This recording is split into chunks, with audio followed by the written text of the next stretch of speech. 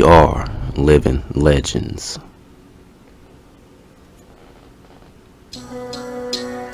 Know thyself, and you shall know all of the mysteries of the gods and of the universe.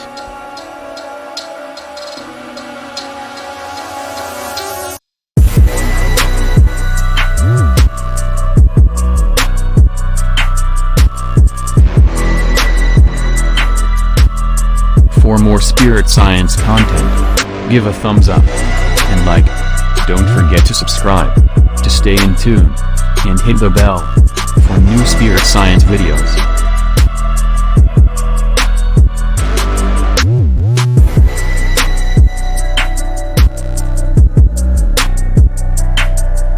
Spirit science of the day.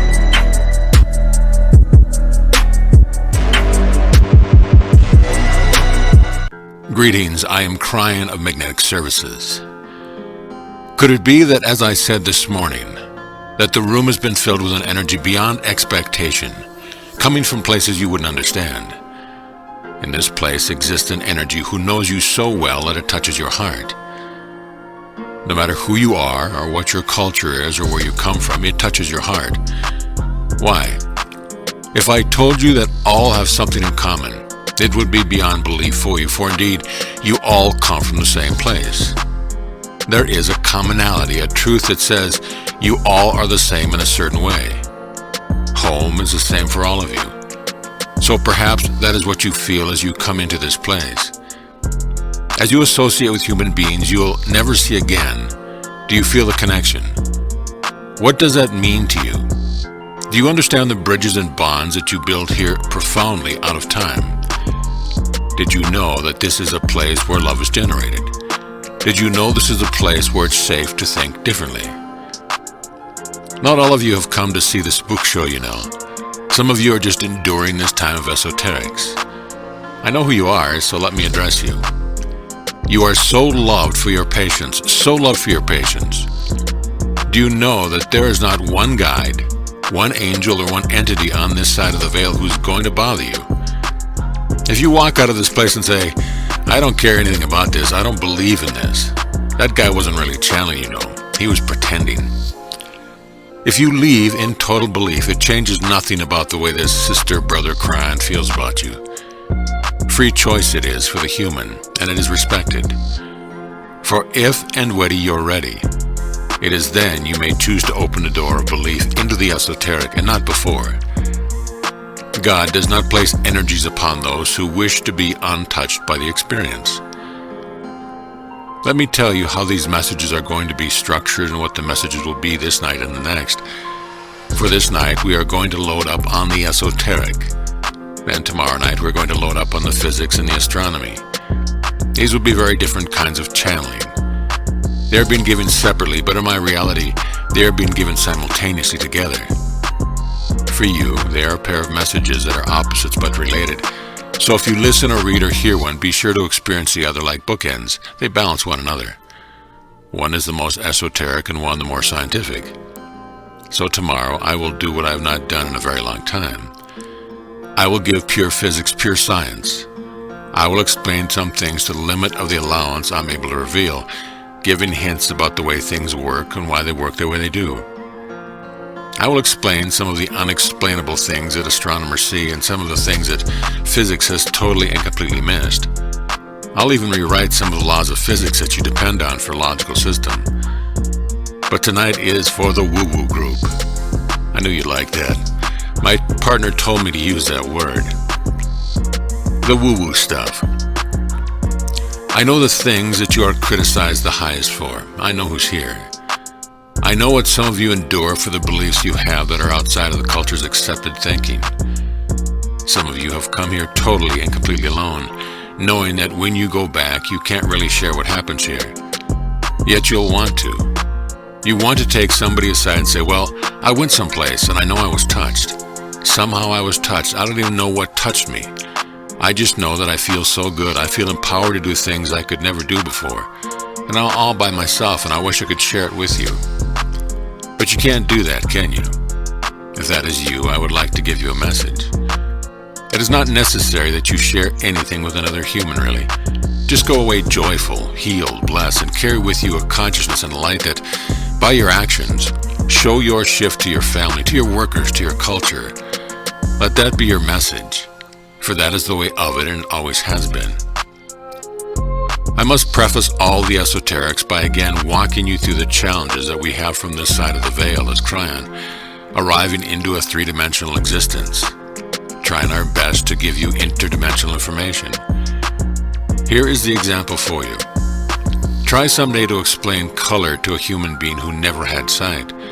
They don't even have the experience of seeing, yet here you are trying to explain red and blue. That's a difficulty in any of these messages for us. Since the very beginning of time, this particular universe has been set up so all you see is the singular, and you are linear in your perception. This linearity of your perception totally establishes what you believe is real and what you believe is not. And if you can't see it, then it doesn't exist. If you cannot see it, you cannot even talk about it, even though you have invisible forces around you that you take for granted, like magnetics and gravity. You can't go past that. Both of those are provable at the see it level, for you can see the effect of them clearly every day. But if you can't see what others see, the colors of the energy around things, then it's foolish. Therefore, there are those who say, I choose to be linear. Some here are not just like that. It's comfortable, and you are used to it. But it's a biased linearity, and you don't even know it. Your survival depends on you being in a linear world. So very early on, your brain was trained not to let you see anything that would not suit your linear existence. Therefore, you have a biased reality. Even though your actual physical eyes may see colors, your brain denies you the visible. It does not suit your linear reality. Every single human in this place is so linear and so used to it that none of you realize how reality crippled you are. As three-dimensional, linear human beings, you show up for a 7-hour conference where each speaker has to deliver the message to you one word at a time, and your brain must listen one word at a time. It's like your entire reality is on this small, little, thin track as you move only forward, never back or up or down or left or right, only forward. It's as a thin string that you balance on, and everything around you works that way. But you're used to it, so it doesn't seem limiting. When you get a book, you read it in a linear fashion, one word at a time. Even those of you who are speed readers are reading one page at a time. It's still linear, one after the other. You are reality crippled and don't even know it. If you had quantum reality as we do, you would see conceptually everything at once. You could see the entire possibility, potential scenario, and the messages all at once, out of linearity. You could come into a room like this and receive the whole day's messages in a few seconds, as though you had listened all day in a linear fashion. You could take books and read them by touching them and holding them for a moment. This is one who can move up, down, left, right, forward, and back in reality. You can't imagine. You saw an example of this today. In general, a true interdimensional human existence is very rare. You're in 3D for a reason. Since this is the energy you developed, you have control of your own reality and the perceptions you have of the whole. So you sit in what you have created. Your life is lived in 3D, and you walk away from this place one step at a time in 3D. Therefore, when we speak of the esoteric things, there is little justification or proof, for it does not justify itself in 3D. But for those of you who wish to cross the bridge of reality with me tonight, I wish to talk about the most esoteric things in your belief system, and we will touch on many of them. There would seem to be no science behind these things, but that's only because your idea of science is based totally on the 3D. As you begin to reach out of the 3D box, someday your science will indeed justify the esoteric. For then, the theories and the postulations and rules will be interdimensionally based. Such is the way of it. Today's foolishness is, therefore, tomorrow's science, and it has been this way as long as you have been human. Wouldn't it be fun to place you in a time machine where you could explain to your ancestors how you can talk to anyone on Earth with a little device in your hand, or throw pictures through the air up into space and have them received again almost anywhere on Earth? Good luck with this. but you wouldn't get far before they would want to stone you, burn you, or at least ignore you for being one of them, the weird ones who consort with the devil. Seen any of these in your culture? And then there are those who say, I don't believe in anything unless I can see it. And so let us address this issue first, for it is so very common with so many of you. I must see it, they say. In addition, Mr. New Age, don't talk about odd things in the ethers. Don't talk about intuitive movement, which you call kinesiology. Don't talk about numerology. Don't talk about astrology. And don't talk about past lives to me. Don't talk about Lemurians in the mountain to me. I can't see them because they don't exist. It's all fairy talk. Invisible things exist all around you and you take them for granted. But they're part of your reality in 3D. Somehow you've justified these, haven't you? Air is too small to see, but the microscope shows it. Therefore, it's not really invisible, you say. Love is an emotion that's felt, not seen. That's okay, since you can experience it. Gravity and magnetism are so big you can see the results of them constantly, so they're okay too, in the 3D mind. So the 3D mind would seem to allow anything that a device can measure, or that the body can feel as real. But I'm speaking of something that you are going to have to reach out for, since it can only be seen and experienced with spiritual intent, changing the 3D rules a bit. Therefore, the unseen things I speak of can only be experienced by changing your reality, something you have permission to do. If you can suspend your 3D bias for just a moment, you can cross that bridge with me into a quantum state, just for a moment. This is the beginning of the softening of the false reality box you are in, moving to the allowance of things unseen to be part of your possibility. How would you feel if someday a device was able to see interdimensional energy? Would that be fairy talk, or would it then be okay? You will actually have that decision to make sooner than you think. Truth, the big misunderstanding. One of the most difficult things to speak about to a biased 3D mind, and one which really exposes the linearity of your thinking, is one of the most basic things you deal with. What is truth? Oh good, Kryon's going to tell us what truth is. Yes, I am. You are right, and you're not going to like it, for it's not in 3D.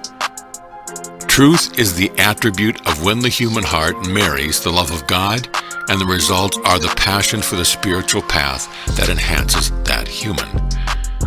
Some of you have had this experience, and you know your truth, don't you?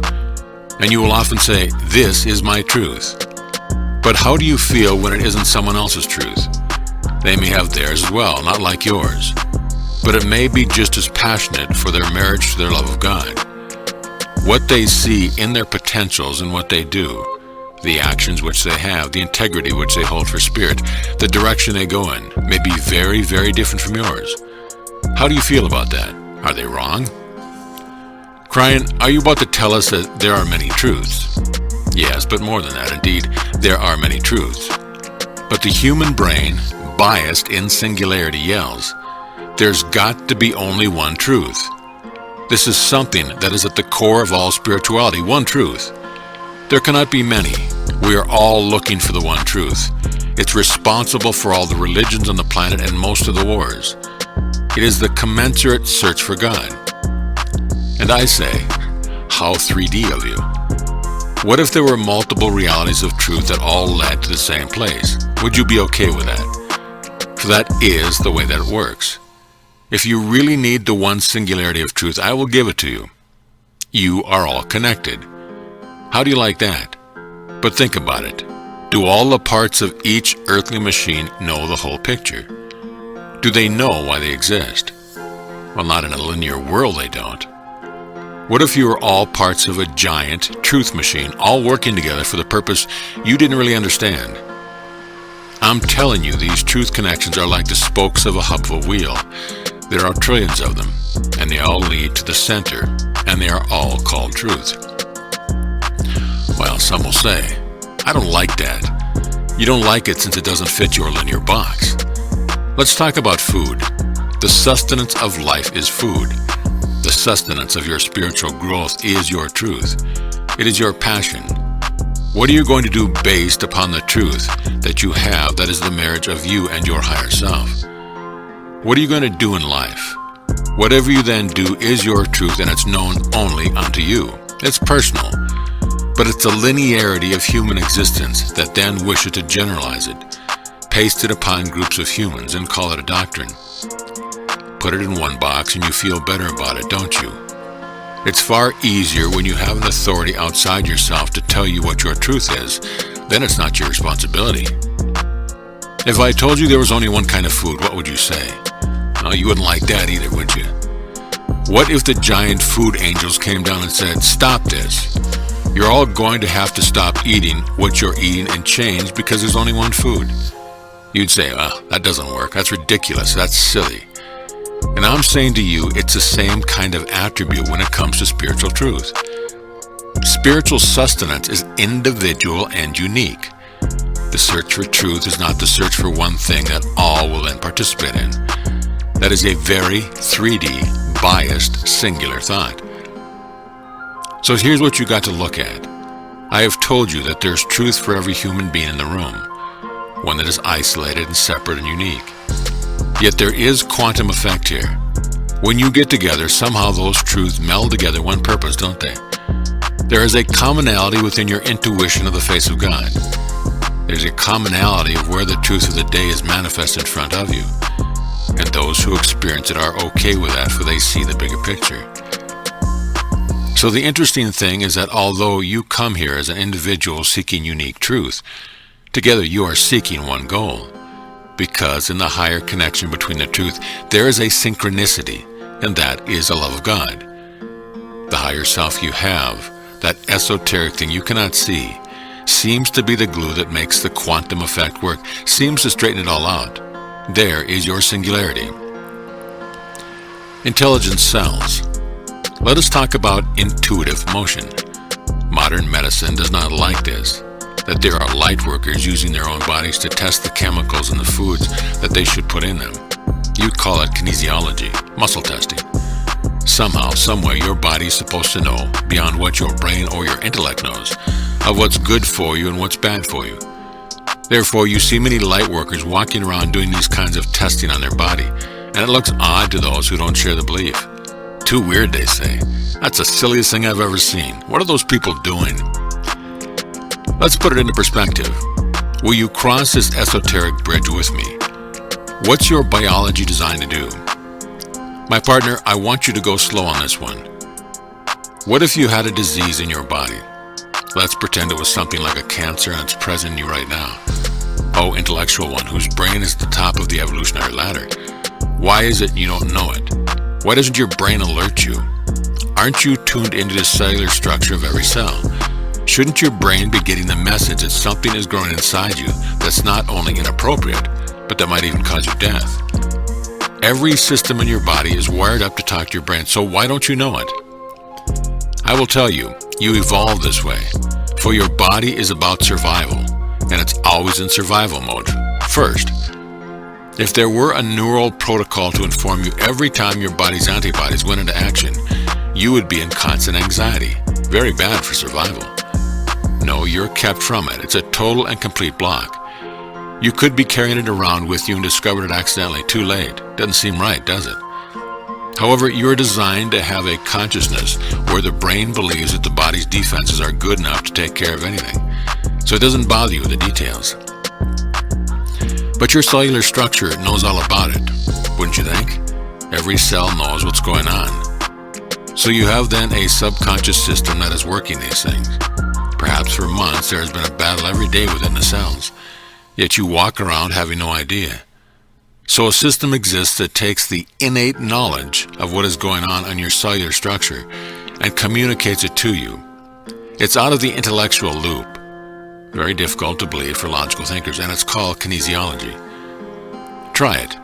Your body will give you information if you ask it in ways that go around the intellect. It is real. It is practiced by many. So there is a reality record. It is also the same process used for what you have called the pendulum. Your fingers grasp the pendulum on the end of the chain of the string. And which direction it goes helps you decide what to do for yourself. Yet many who see this run screaming the other way. You must be part of some evil cult, they say. Somehow they have assigned what you are doing to mythology.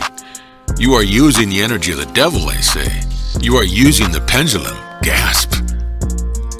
What is going on with the process of the pendulum is simply mini kinesiology. It is literally that muscles of the finger beyond your ability to control them, responding to a question that is about cellular structure. As you try to hold your fingers very still, the muscles move to give you a message, swinging the pendulum one way or the other. It's innate intelligence trying to go around your intellect through your muscles, and it works.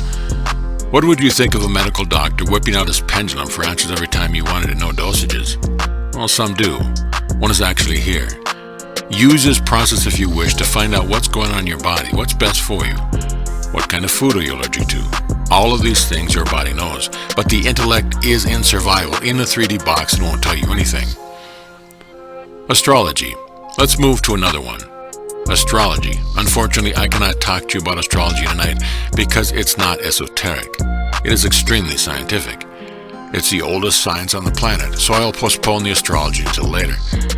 I will give you the physics of it, how it works, and why it works.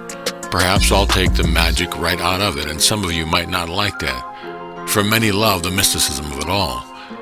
The definition of mysticism is the unexplained science of God. Numerology, an energy system. I wish to broach a subject that is so difficult and which defines esoteric. The 3D part of you must suspend itself completely for this explanation to even come close to being succinct.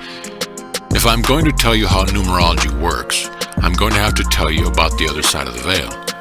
I'm going to have to tell you about an interdimensional state of quantumness that represents the way things work for you, but that you are unaware of.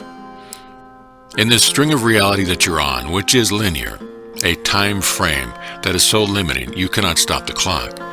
It keeps going no matter what. You cannot reverse it. It only goes in one direction, and you're always moving. You can't stop.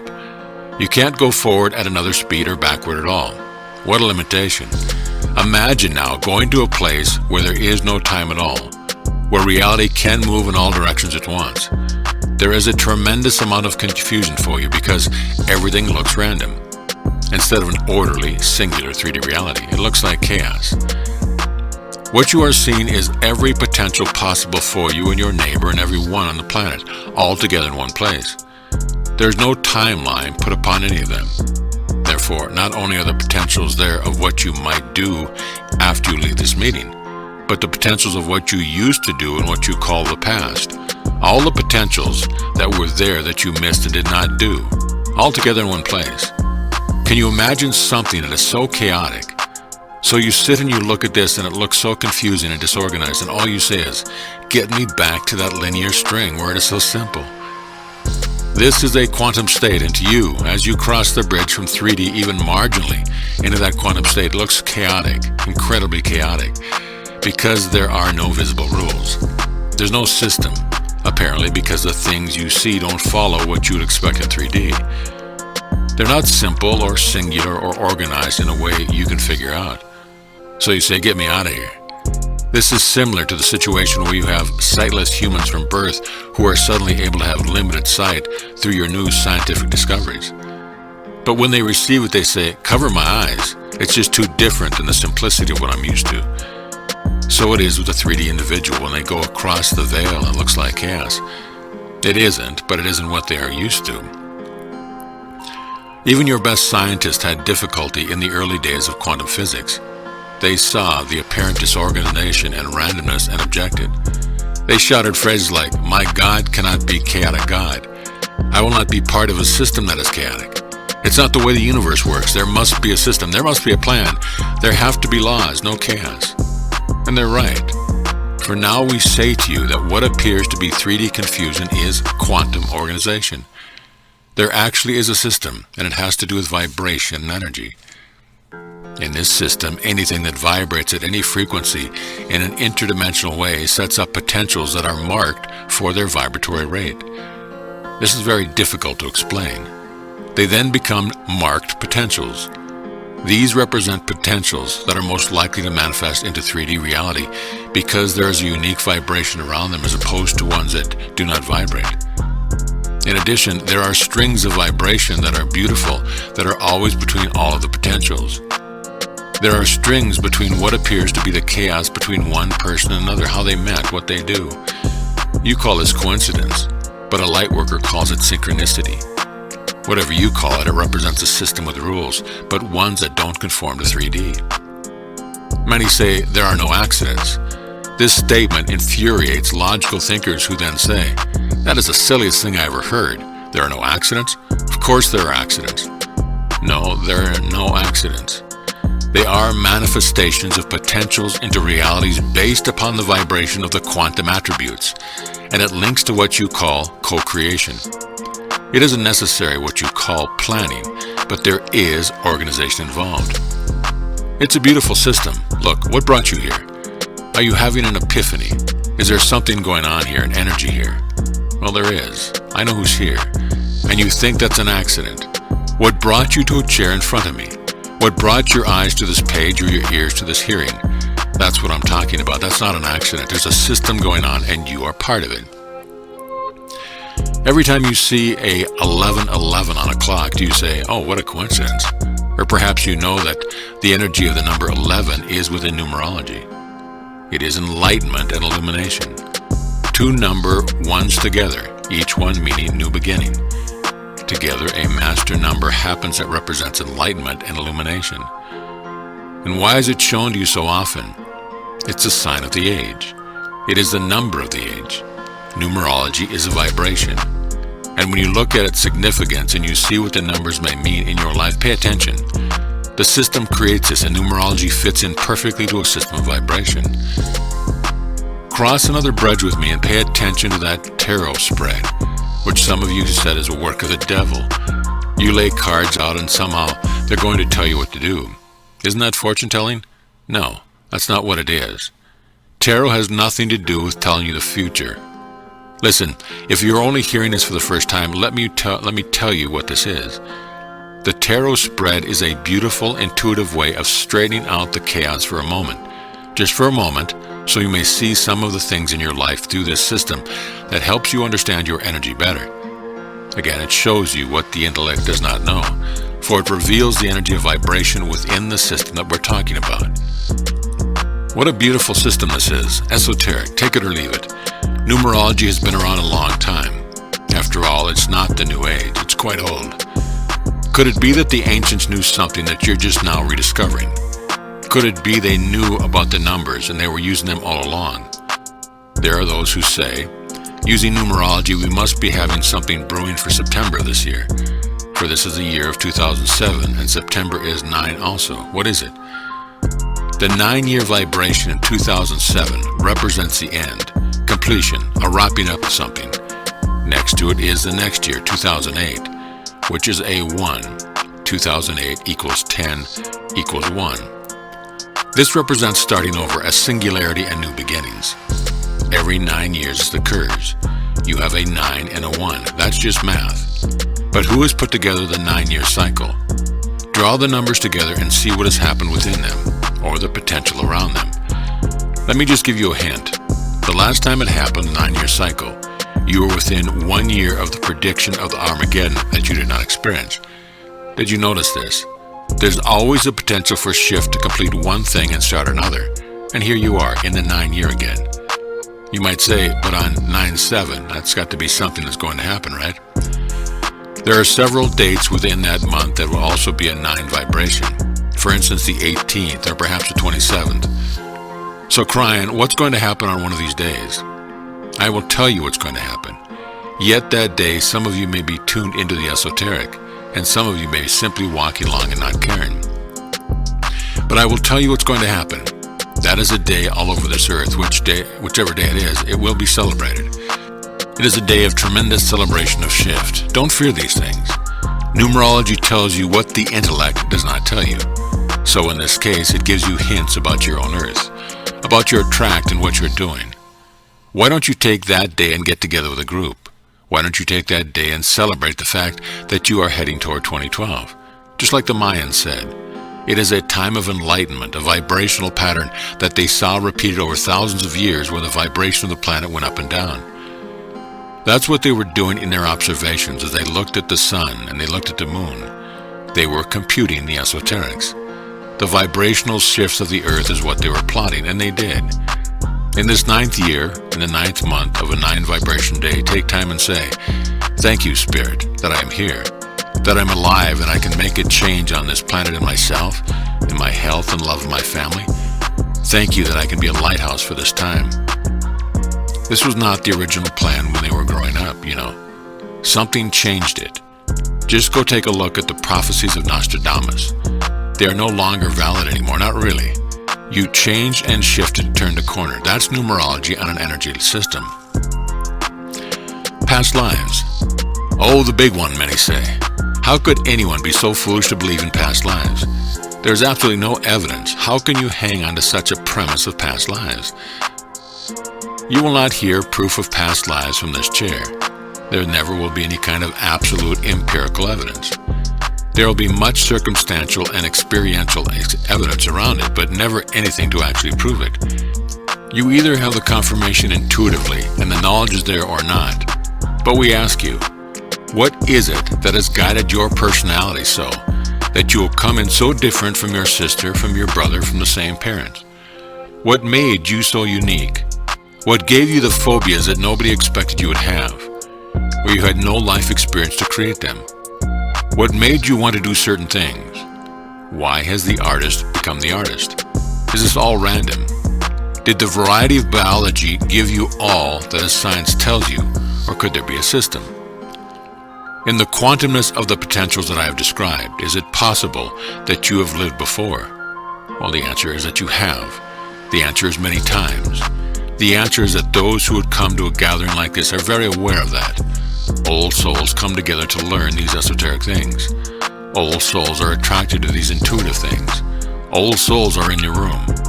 So the belief comes to those who look for their truth, for it is part of the study of your divinity. It is foolish talk to those who don't care, or those who are intellectually bound to their 3D box. I'll give you some information about past lives that maybe you have not heard before, but that you need to know. For this is the least understood part of the human being. First, know this. It does not serve your magnificence to know who you have been or what you have done. It gets in the way of your life lessons. It really does. It is a distraction, so therefore it is well concealed and well hidden. And there's a purpose for this. I will give you a number of facts, and I would tell you that these things are precious information. This isn't a time for esoteric rules or doctrinal studies. There are precious things that show you how much you are loved within the system. There's a system here. Everything you have learned spiritually in any lifetime on this planet is collective. It is stored in a place that goes right into your DNA in an esoteric level, in an interdimensional state when you are born. You pick it up again, whether you use it or not, and you never have to go back and learn things again. Everything that you have learned in any lifetime sticks and stays for the next time. Did you know that? And all of you have to do is to open the jar of lifetime experience with your own free spiritual choice, and out pours the wisdom of the ages. The very teachers that you seek walk the stage this weekend have done this before. They lived it before and they are comfortable with it. It's not a product of a few years on earth, it's a product of millennium. That's the truth, and you should be able to feel this, dear one. Let me give you another precious fact. You have a friend who has been with you on every journey, and you don't even know it. This thing you call the higher self, which you can't really even define, is a multi-dimensional piece of you, a piece of God. It is an interdimensional part of the system, is what it is. It's part of the apparent chaos, and it is something that has a commonality to every single past life that you've had. You see, you come in with the same higher self every single time. It's part of what you call your soul, and it's the same higher self. Think about that for a moment. What does that mean? There's more. Since your higher self and your past life experiences are both in what you call a quantum state or interdimensional, then here's the question.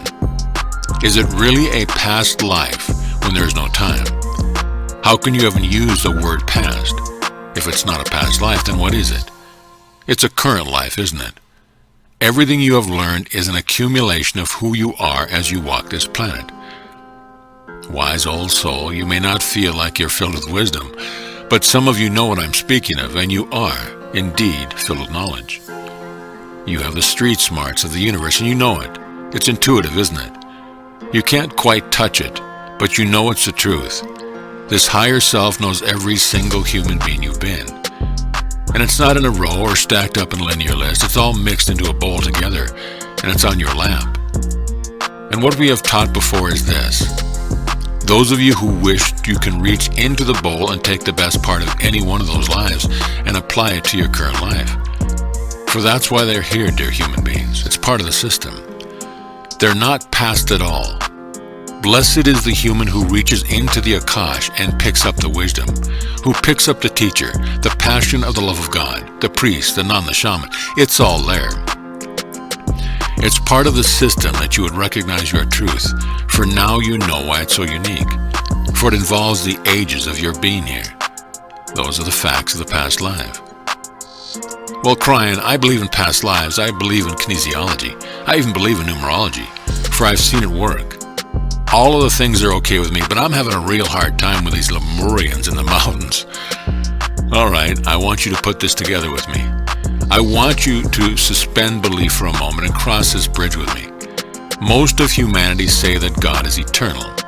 Whatever God means to you, source, spirit, intelligent creator, creator of the universe, intelligent design, most feel it as eternal. God always was and God always will be. God can be many places at the same time. Everyone knows that. God could be having a conversation with you right now and also with another person, perhaps even one in the past. Who must God be who could do that? Well, obviously, God is in a quantum state. It must be that way. Think of it. At some level, God is meeting every soul who is passing over right now, every minute of the day. God is greeting all the newborns, every minute, every place on the planet. What a God. Everywhere, all the same time, ageless and without any time. God is in the potential future, the past, and is here now. But would you even dare apply these attributes to a creature who lives or used to live on this planet? You say, no, that's silly. Don't do that. Don't do that. It's blasphemous. Some of you are starting to get where I'm going with this. Human beings who learn to put themselves into a quantum state are human beings who become timeless. You do this when you meditate. Don't you feel it? Did you know that my partner's body clock stops when he channels? We have spoken of this before. When you step across the veil, you suspend your 3D linearity. The Lemurians did this, but physically. They had those DNA layers that allowed them to understand a quantum state, so that they had a lot of practice with the wisdom of the how-tos regarding it all. The reason they did it so that they could put themselves in a time capsule of vibratory change. If this earth ever made it past the challenge of the Armageddon, which it did, and moved into the promise of 2012, which you are doing, the time capsule would open up and spill its wisdom onto this planet. They were able to do this because they have God in their DNA, just like you do. Not too spooky now, is it? Think about this. Who were they? They're just like you. They are partners in this new age. They are in love with humanity. So much so that they saw some things coming that would curtail their race. The retreat of the Ice Age that they were in 50,000 years ago allowed the water to cover their lands. And they put themselves in this interdimensional state. You say, well, they waited a long time. No, they didn't. Ask them. To them, it's just like they had lunch yesterday in Lemuria. It's a timeless state where they are, and the seconds tick off the clock.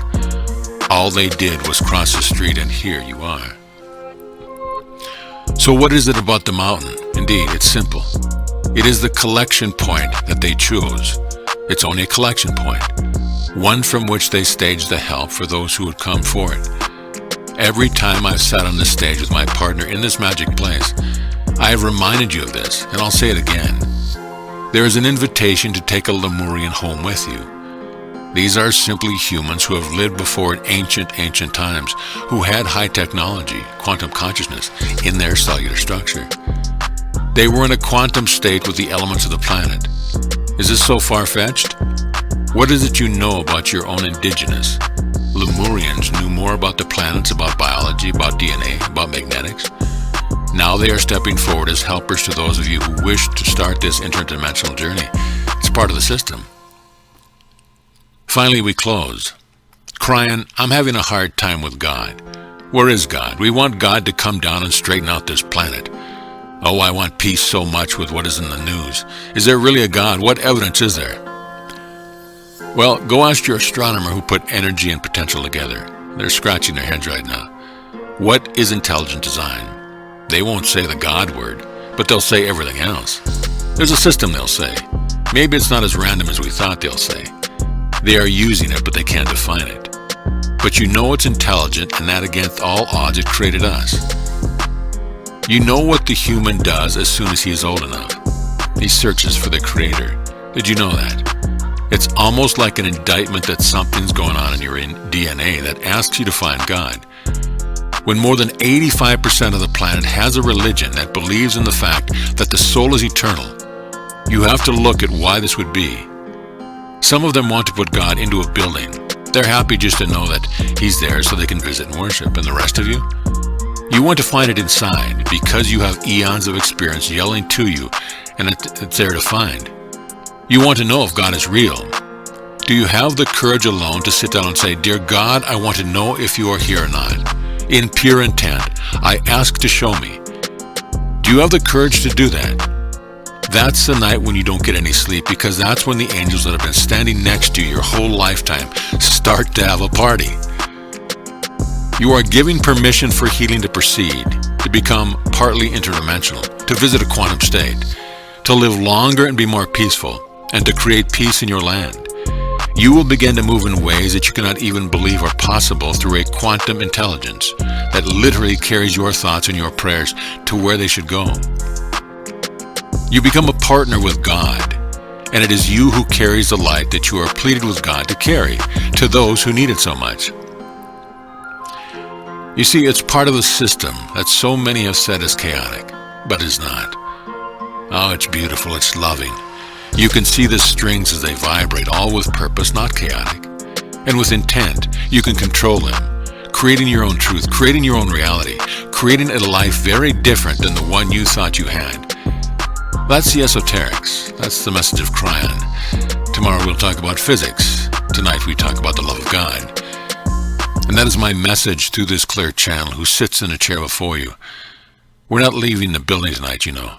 You are. When you come back tomorrow, we are all still right here. And so it is.